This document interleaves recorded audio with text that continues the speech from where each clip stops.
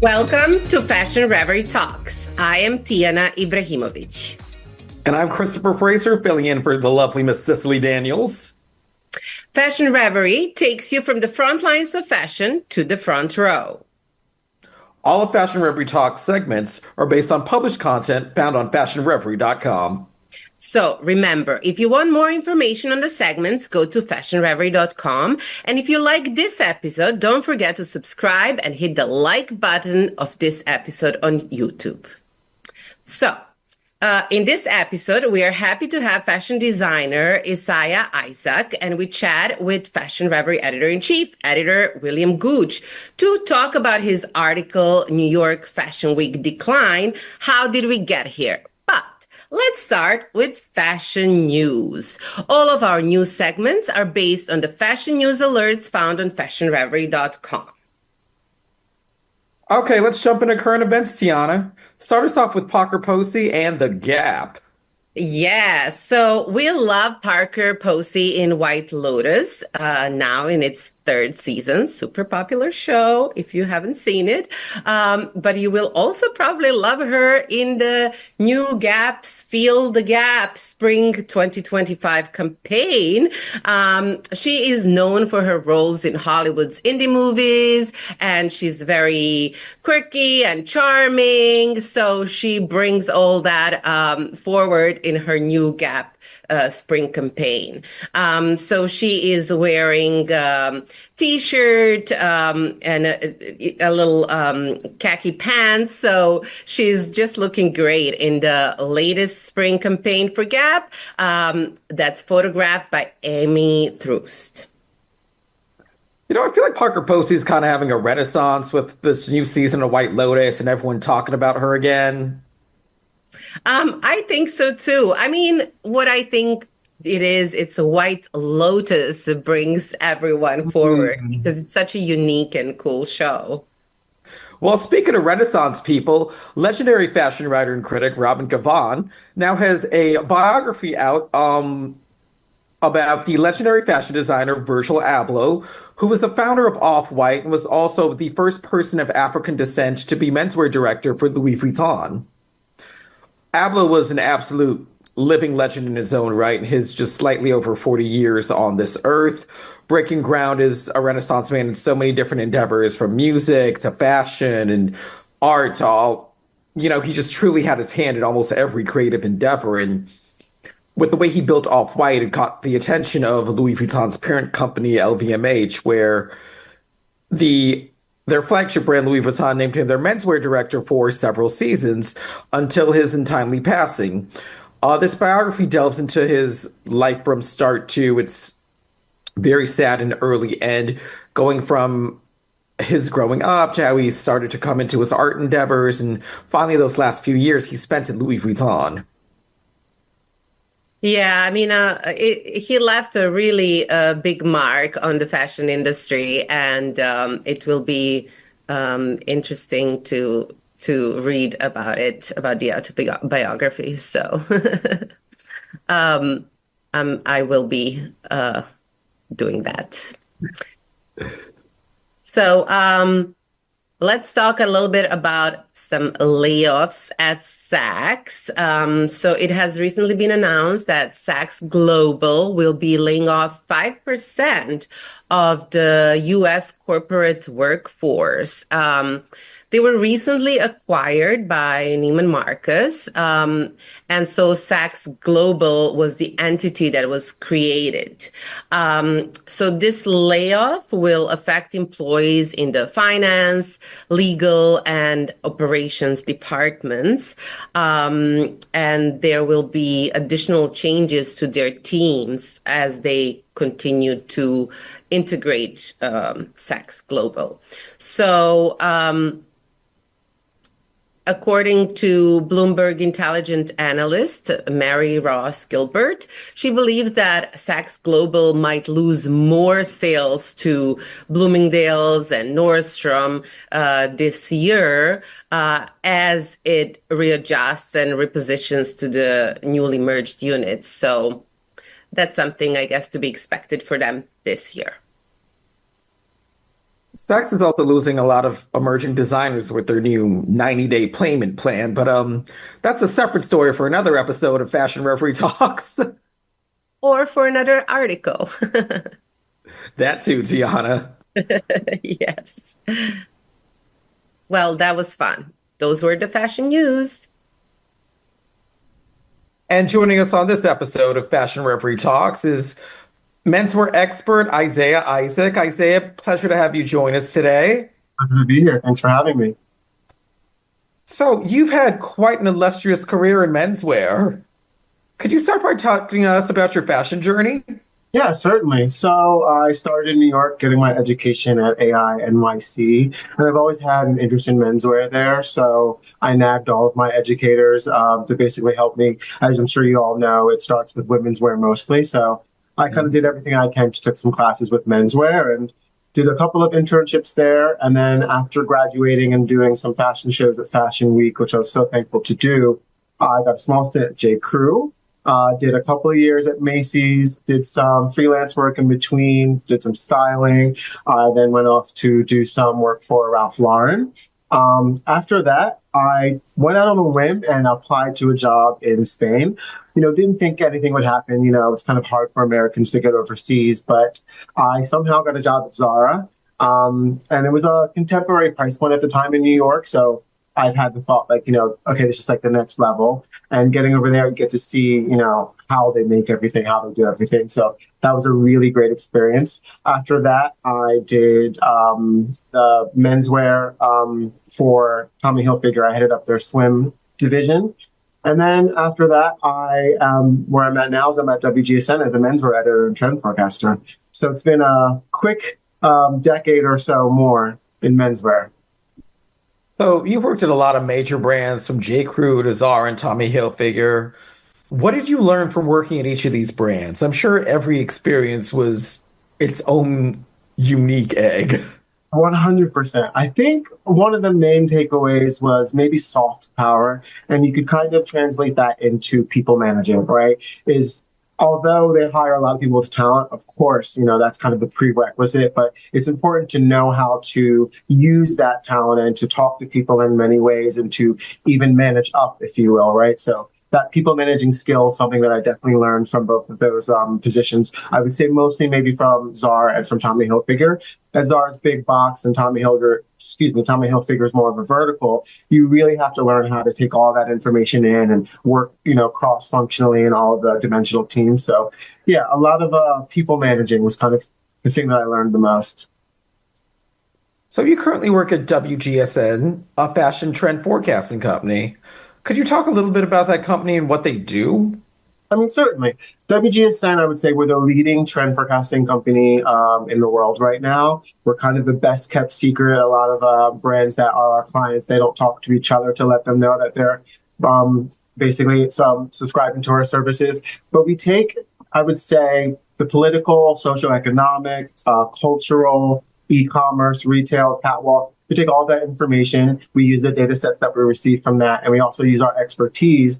A lot of the people that are working there right now as editors have tons and tons of experience in the design world. So we're taking all that expertise together, we're building reports for our clients, and we're basically digesting that information for them and making it very understandable so they can bring that information and put that into their ranges for the next years to come. So, what exactly does your specific position entail? You're the menswear editor, you said. Correct. Yes. So I basically do a lot of client enterprise calls. I speak to a lot of our clients one-on-one, breaking down of all the reports that we make for them to read and to look at the images that we do, if it's street style, if it's catwalk, if it's retail. And I work with all the cross-functional teams in materials, in denim, in trims and details. And basically I'm taking all this information and I'm making sure that through a menswear lens, it's very understandable and they're able to adapt it. Now that works for big box, that also works for luxury. So we have like a breadth of clients that we have to basically take that same information, if you will, and put it into different vehicles so that people are able to understand it for the different price points and consumers that they have. What are some upcoming trends in menswear? I'd say what I've been seeing the most is a return to work and I would say relaxed suiting, right? After the pandemic, a lot of people during the pandemic were into what we call pajama dressing and underwear as outerwear. So you were seeing a lot of sweatpants, a lot of hoodies, a lot of luxury lounge sets. But now we're seeing a lot of consumers moving into the realm of going back to the office, right? But what does that look like for a client or for a consumer that came from being comfortable for 2 or 3 years? That's relaxed suiting. So you have these larger silhouettes, you have more comfortable blazers, you have slouchy trousers, things of that nature that can be appropriate for the office, but also very comfortable for the consumer. So, with all your years in menswear, what's next for you? What's next for me? I don't know. I think I'm going to try and just see what's happening. I'm really enjoying my job at WGSN. I'm enjoying kind of reading the climate right now and understanding what's happening in terms of all the movements. I'm sure so many designers are moving companies and going here and going there, which means aesthetics are changing. So it's a really exciting time right now, but I think I'm going to continue to kind of keep my head down, understand what's happening in the climate, maybe do a little bit more designing on the side, keep my creative brain working. I think it's very important to always take that into effect and not kind of forget your roots. So both of those things, I think, is going to be somewhere I'm going to be ending up in the future. All right, well, thank you very much for your time today, Isaiah. Thank you so much for having me. It was a pleasure. You have a great day now. You take care. So we have our editor-in-chief, William Gooch, and Christopher Fraser with us to chat about New York Fashion Week. And the latest about it. So let's start with those that have experienced New York Fashion Week in the past few years. I think it has changed a lot from the glory days of the past. So, William, what do you think that contributed to the change of New York Fashion Week? Well, before we go there, I want to thank Christopher Fraser for being so gracious to fill in for Cicely Daniels in these couple of weeks moving forward, because she's in rehearsal for a new Broadway show. So she wasn't able to be co-host some episodes. So Christopher, thank you so much for filling in, doing a great job, Christopher. Thank you. Okay, on to the question at hand. Well, first of all, New York Fashion Week was an incredible, and still is to some extent, an incredible opportunity for for fashion brands to tell their story. And what's happened in the last few years is that a lot of designers are not choosing New York Fashion Week to tell their story for those collections for that season. And that's happened for several reasons. One of the reasons being that we don't have a central venue anymore. So it's a lot of running around. Some of the spaces don't work. Since we lost Lincoln Center, from Bryant Park to Lincoln Center, to Clarkson Street, to Monahan Station, to Spring Studios, to Pier 59, you see we've had a lot of different spaces. All of that is gone, and people are just running around. So this season in particular, we had designers like Tommy Hilfiger, Ralph Lauren, mainstays of American fashion, choosing not to present in New York and presenting in Paris and Milan or London. And so, I decided to come up with this story on the decline of New York Fashion Week. How did we get here? Because Christopher wrote a story about what needs to change. So I decided, how can we write about what needs to change if we don't write about how did we get here? So based on so much going out into the ethos, the stratosphere around New York Fashion Week, I know a lot of you guys got that survey. Is New York Fashion Week dead? I know some of y'all got it. Christopher, you can chime in. I know you got it. Oh, yes, I definitely got that survey. I filled that out right quick like I had nothing else to do. And the big article in Business of Fashion is Fashion Week dead in New York and London.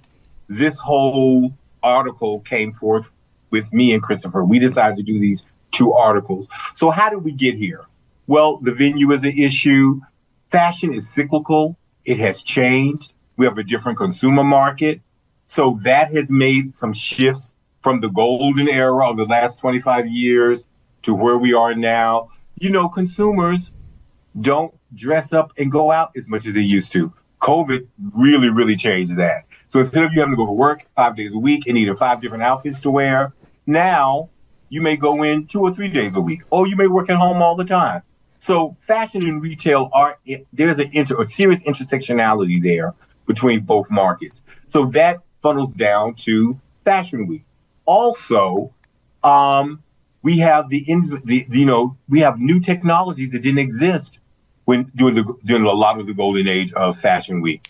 We have, online publications. We have social media. So of course that was going to affect Fashion Week and how we see it. And according to what Christine Knowles said, who was a wonderful producer of shows, she worked for 13 years for ING, which is one of the sponsors of Fashion Week. There are a lot of people who wanted to go back to what it was. But guess what? Everything in life moves forward. We can't go back to that. So what we have is what we have now. And Christopher will talk a little bit later about how we can make it better. So that's what's happened. That's how it all happened. A shift in consumer spending, a shift in culture, a shift in technology, and just a shift in lifestyle. All those things, and some of the things that I talk a little bit more in detail about in the article, is how all this happened, and in some estimation, caused the decline. So, Christopher, in your article, is New York Fashion Week a bust?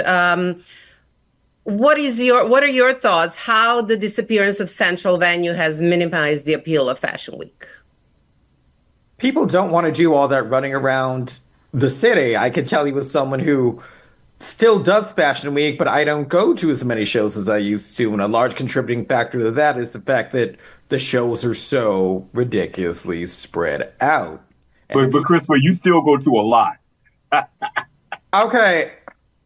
This season I maybe went do 70 shows like you used to. No, but excuse me. When I was a younger man, my age will not be disclosed at any point in history. But once upon a time when I was a younger man and New York Fashion Week did have central venues, I would be at shows from 9 a.m. to 9 p.m., no problem. But it was a lot easier when there was only a main venue or maybe just 2 main venues that were not that far distance from each other. Versus now where, you could have a show down in the financial district and then your next show could be approaching the Upper East Side almost. Or in Brooklyn. Yeah, I know several designers showed in Brooklyn this past season. Some major designers too, not just like some small off-the-wall designers either. Like Christopher John Rogers showed in Brooklyn this past season. Yeah, I think most people, unless they're provided their ride, that are bigger editors, don't make it outside of the city. That's for sure. Even with being provided a ride, just the time constraints alone, these shows don't start on time. Even if your show's supposed to start at 12, probably doesn't start till 12:25. 15 minutes later, okay, you're done 12:40. What, you've got the next show's not going to start on time either, but what, you got maybe 30 minutes if you got to go from Upper East to Brooklyn or something? Right. So, William, in your article, New York Fashion Week Decline, How Did We Get Here? You speak about how many fashion insiders feel that the rise of social media influencers has sourced the Fashion Week experience. What is your insight on that? I think I talked to about 4 insiders in my article, which is more of an op-ed article. It's not really a lot of hard data because it's kind of hard to find hard data around this. But so we're talking about how people who have worked in the industry from Bryant Park until now, how they feel. And Scott French, one of the people we interviewed, said that what the influencers have done is, instead of Fashion Week being about celebrating the collection and telling the story of the collection, some influencers have made the stories about themselves, and the show is a backdrop so that I can talk about me. So that's not bringing attention to the designer. And people like Ralph Lauren have said, he said it last season, he didn't want any influencers at his shows, whether they were influencers with lots of followers or not a lot of followers. So I remember going to a show and this influencer stood up in front of the presentation and created her own runway show. While we were standing there like, what is she doing? And she had a camera crew. And then she went to the bathroom. And then she changed clothes. And then she kept going back and forth. And the models were standing behind her in this beautiful scenario. Like, what is she doing? And nobody stopped her. It was just, she turned it into her own experience about her, not about the collection that she was invited to create a story around. So it depends on who you talk to. Sometimes the influencers are great because and Christopher, you can comment on this. We have some fashion brands that are Instagram fashion brands. They get their consumers through social media, through Instagram. So social media and those influencers are great for them. Other brands, it's an addition to. So it depends on who you talk to. It depends on how the brand uses influencers. But we don't want what has happened where there are far too many influencers making Fashion Week about them, not telling the story of the brand. Christopher, I mean, what do you think? I think influencers are still very important to younger fashion brands. Like I produced a show last September where we had a whole section for influencers, and it was a younger brand, and we had some of the highest social media reach we ever had ever. And the brand started to see that not immediately, but recently started seeing that start to transfer to clothing sales, actually. And, with these department stores not buying the way they used to, or taking 90 days to pay the brands they are carrying, which might be fine for like a major brand like a McQueen or a Balmain. But if you're an emerging brand with not millions or billions of dollars of capital behind you, waiting 90 days for payment can be very tough. So social media is a way and even influencer marketing is a way for younger brands to go direct to consumer versus, cutting out the middleman or having to wait for a big store to pick you up. So speaking of stories, William, you in your article also talk about the decrease in media outlets. It has had a negative impact. What are your thoughts about it? Absolutely. If you look at the amount of newspapers, and I have the data in the article, so I want people to really go to read the article to get a lot more information. If we look at the amount of newspapers and publications that have closed, that have shuttered in the last 15 years, it's unbelievable. So the amount of media that you would have at even a major designer has decreased, and then we have a decrease in the space. We don't have spaces in New York City now that seat 1,300 people, and there's 5 rows of media. We don't have that anymore. So just the fact that we don't have the media outlets, the traditional media outlets that we used to have, really makes it more difficult to tell the story of the collection. And it also makes it more difficult for the designer to get the story out there. So all that has an impact on Fashion Week.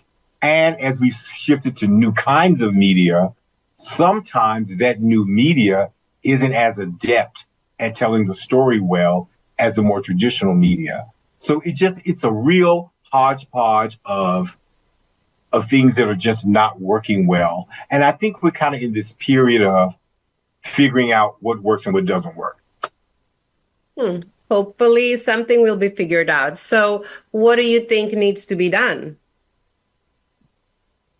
Christopher, I'm gonna let you take that. We need to bring a central venue back. Let's start with that.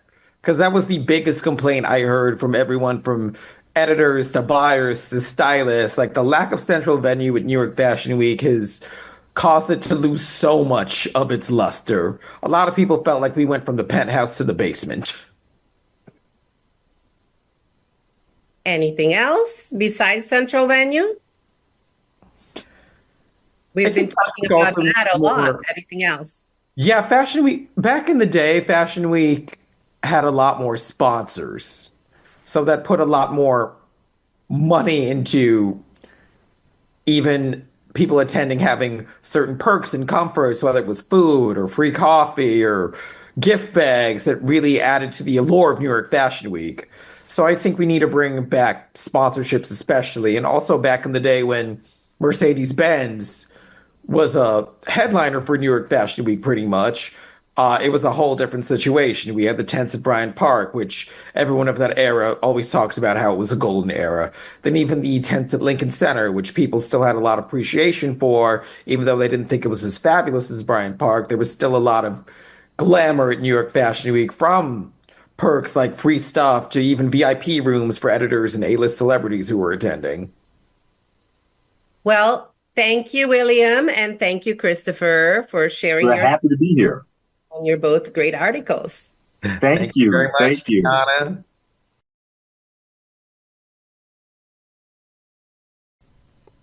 Well, viewers, that's it for this episode of Fashion Reverie Talks.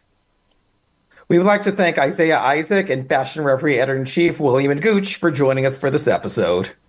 For information on these and other stories, go to fashionreverie.com. Don't forget to hit the like and subscribe button. Thanks for watching, and we'll see you next time.